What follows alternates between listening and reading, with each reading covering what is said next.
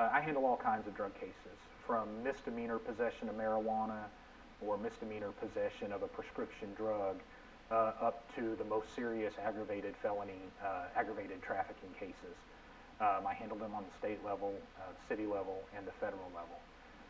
Drug cases are the most common cases that we see. Drug cases and DUI cases are probably the most common cases that criminal defense attorneys see.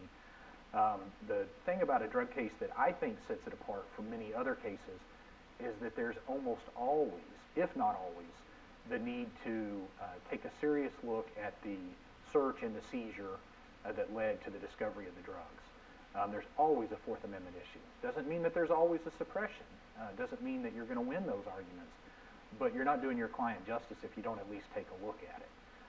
Obviously, if there's not a good suppression issue, or if there is but you lose it, then you need an attorney who's got the experience in those cases to put pressure on the district attorney's office to still make you a good and fair and reasonable plea offer.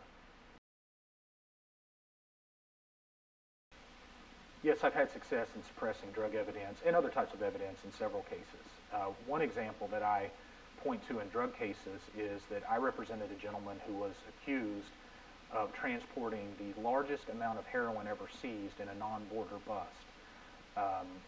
In fact, the impact team with the Oklahoma City Police Department won a couple of national awards for their bust in this case. I, along with co-counsel, were able to argue a Fourth Amendment search and seizure issue. We were able to, in fact, have the evidence suppressed as a result of a bad search and seizure. That was appealed from the special judge level to the district judge level, and from the district judge level to the Court of Criminal Appeals.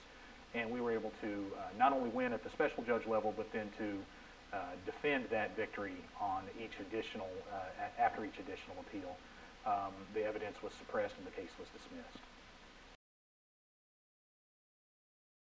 Yes, it's not uncommon to have small amounts of marijuana that has been seized. Well, that's probably an exaggeration. I shouldn't say that it's common, but it happens maybe more often than it does in other types of searches and seizures.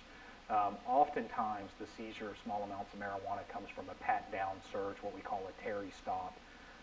Those are oftentimes subject to a little closer scrutiny than other types of searches and seizures, because they're not based on probable cause, and they're in fact an actual pat-down of the person's body. And so it's my experience that courts will take a close look at those, and I've had some good success in keeping drugs out based on those types of searches and seizures.